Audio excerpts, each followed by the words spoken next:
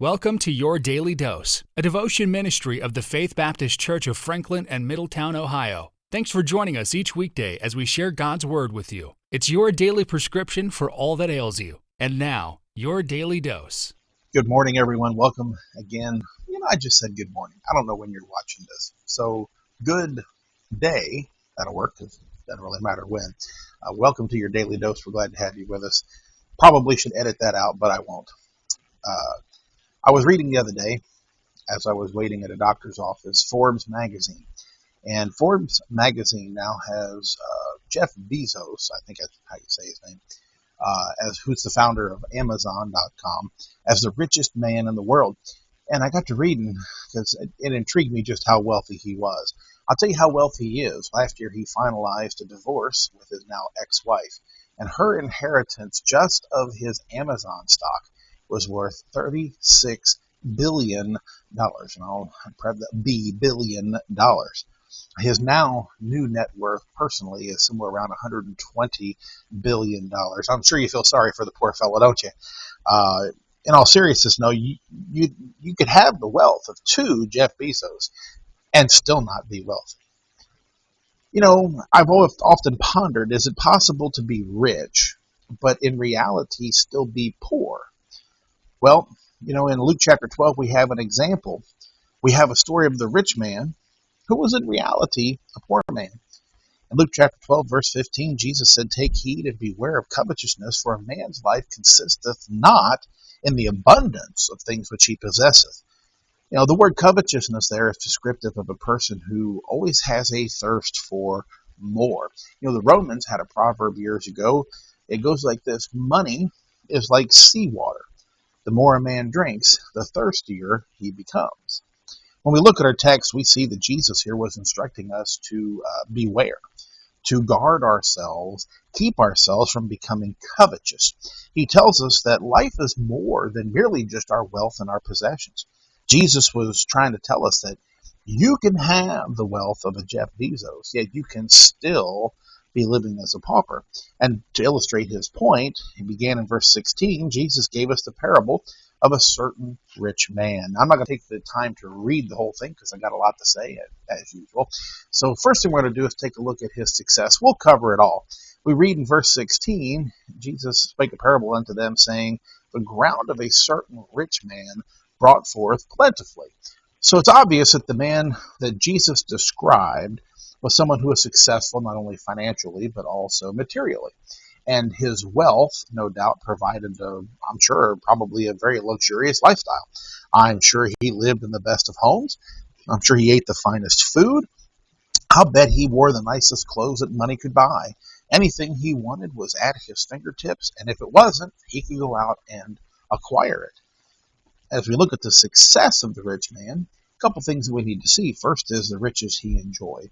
Verse 16 tells us that his ground gave forth plentifully. Then it indicates that his ground was probably very fertile and that his crops produced abundantly. In fact, his fields did so well. In verse 17, he said, "I will pull down my barns and build greater," meaning it was going so well for him that he needed bigger barns in which to store his crops. J.D. Rockefeller had three simple rules for anyone who wanted to become rich. First was go to work early. Second was stay at work late. Number three, find oil. In the case of this rich man, his crops were his oil. Interestingly enough, the same article I read from Forbes says that there are now 18.6 million millionaires in the United States. That was at the end of 2019. If there had been a Forbes magazine and there had been a list of the richest men in the world during the times of this rich man, he would have been on the list. He had riches that he enjoyed. He had a retirement also that he was envisioning. We look at verse 19. He tells to us that he had enough goods laid up to last a lifetime. He could take what he had and stretch it out and last until his death. The oil tycoon, since we're talking about Rockefeller a moment ago, J.P. Getty was interviewed one time in London. The reporter said, "If you retired now, would you say that your holdings would be worth $1 billion?" Oh, Getty scratched his chin and said, "Well, I suppose so." But remember, a billion doesn't go as far as it used to. In the case of this rich man, he had done so well that he had enough to last a lifetime. In fact, because he had prospered, we get to hear him say it to himself in verse 19, "Take thine ease, eat, drink, be merry." What was he doing? He was thinking to himself, "Hey, look, I've done so well that I don't have to worry about working anymore. I can just retire and sit back and enjoy the rest of my life."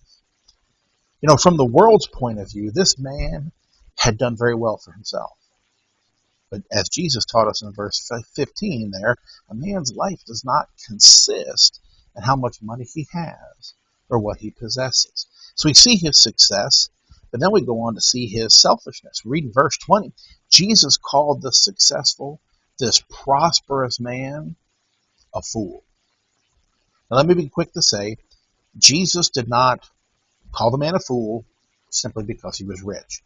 The Bible does not condemn wealth. The Bible does not condemn riches. 1 Timothy chapter 6, verse 10 says, "The love of money is the root of all evil, which while some have coveted after, they've erred from the faith and pierced themselves through with many sorrows." It's not a sin to have money. Rather, it's a sin when money has us. See, that was the case of this rich man. There's nothing here that seems to indicate this man gained his wealth from anything other than hard work and legitimate means. I'm sure he plowed his field, sowed the seed, worked the crops, and did everything he could do, and his crops prospered. There was nothing even wrong with his retiring early because of his good fortune. He's not called a fool here because he was prosperous. It was because of his selfishness. See, the first thing is greed was the master of his life. If you take a look at this rich man, his world was not any bigger than he was. His whole life was centered upon what he had done and his desire to have more. As you read the parable, you'll find him using a lot of personal pronouns. We hear him thinking to himself, "What shall I do? I have no room. I will do this." And then as he works through his thought process, it's I, me, and mine. It's my fruits, my barns, my goods, my soul. His whole life was centered around what he had done, what he had, and what he was going to do. This rich man lived in a world bound on every side by himself. And all he had was a desire to have more. Not only was greed mastering his life, the sad part is that God was missing from his life.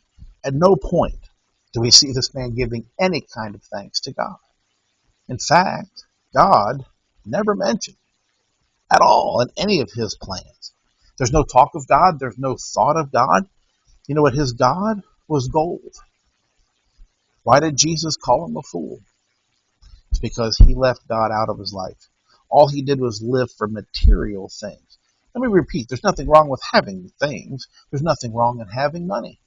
But as Jesus said, a man is a fool that lives just for this world, leaves God out of his life. Jim Elliot one time said, "He is no fool who gives what he cannot keep to gain that which he cannot lose." The opposite of that would be he's a fool who takes what he cannot keep to gain that which he will eventually lose. Think about that for a minute. But for many of us, that's how we live our life. God has no part in our life. We seldom think or acknowledge or thank God. We don't leave room in our life for God. Some of those people even call themselves Christians. Well, there's a statement made by G. Gordon Liddy one time. I'm not endorsing anything he ever said or did, but his quote was, "I have found within myself all I need and all I shall ever need. I am a man of great faith, but my faith is in George Gordon Liddy. I have never failed me." There's a lot of people in this world who feel they don't need God. They give him no time. They give him no thought. No doubt that this rich man was the same way. But I'll remind you, Jesus called him a fool. A person is foolish if all they live for is themselves and material things, all the while leaving God out of their life. I ask you, what are you living for? Is the most important thing in your life your vocation or your occupation, some form of recreation? Look, none of those things would ever be interpreted as being wrong. But a person is foolish if that is what they live for and they leave God out of their life. We've seen his success, we see his selfishness, then we see his short life.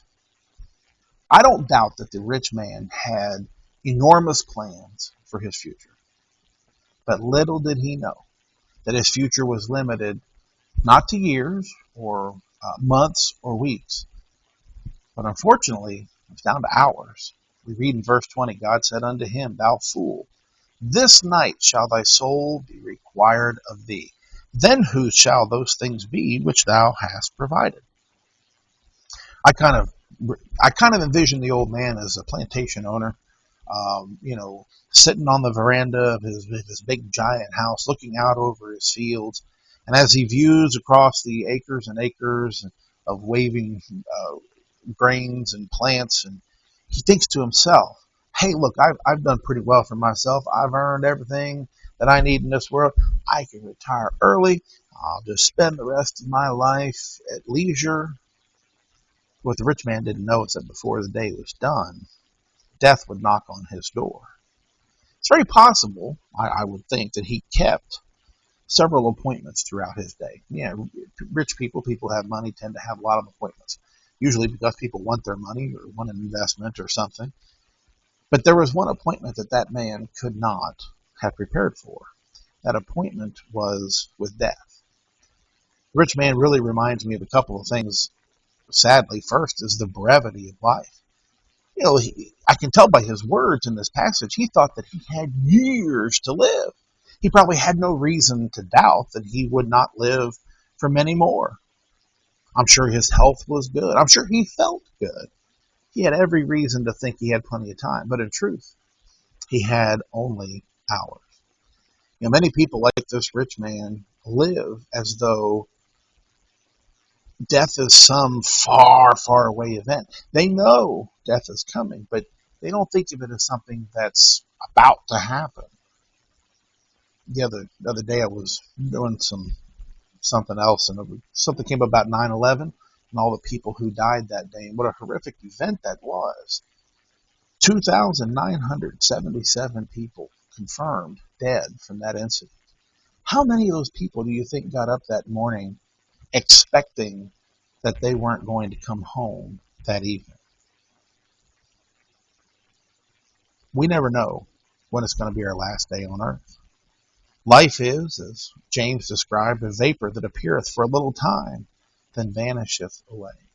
So there's a brevity to life, but there's also a priority to life.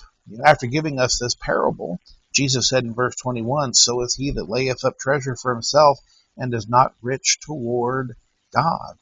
See, the rich man focused all on laying up his treasures for himself, but he was never rich, if you will, towards God. He was never even thanked God. When it came to God, when it came to eternal things, he was spiritually bankrupt. Everything but God had become important in his life. He had planned, no doubt, for many things, but the one thing that he failed to plan for was his eternity. I find it interesting. Jesus' words were, This night thy soul shall be required of thee. Now, required is not if we were going to speak it in today's vernacular, that's not how we would say it. We would say, tonight your soul's going to be called. You're going to die and your soul's going to be reckoned. But the reason I think the word required was used is it actually has a banking connotation. As a banker, if or something is required, that means you're calling in a loan. It's required that it be paid and taken care of. The life of this rich man, you see, was a gift from God. His success, his prosperity had been a gift from God. Everything that he had come from God. It was all a loan from God. And now here we find Jesus about to call in that loan. And you know what? The rich man had nothing to pay it with. So how about you?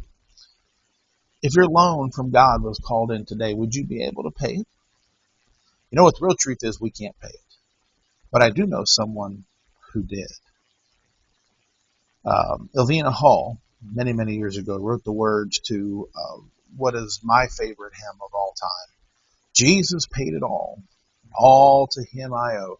Sin had left a crimson stain, but he washed it white as snow. Have you ever come to God and truly accepted his gift of salvation? I hope you have this morning. If you haven't, there's no better time than right now to do so. But for the Christian, the question is, are you genuinely living your life for God? Is God the priority of your life? Is God preeminent in your life?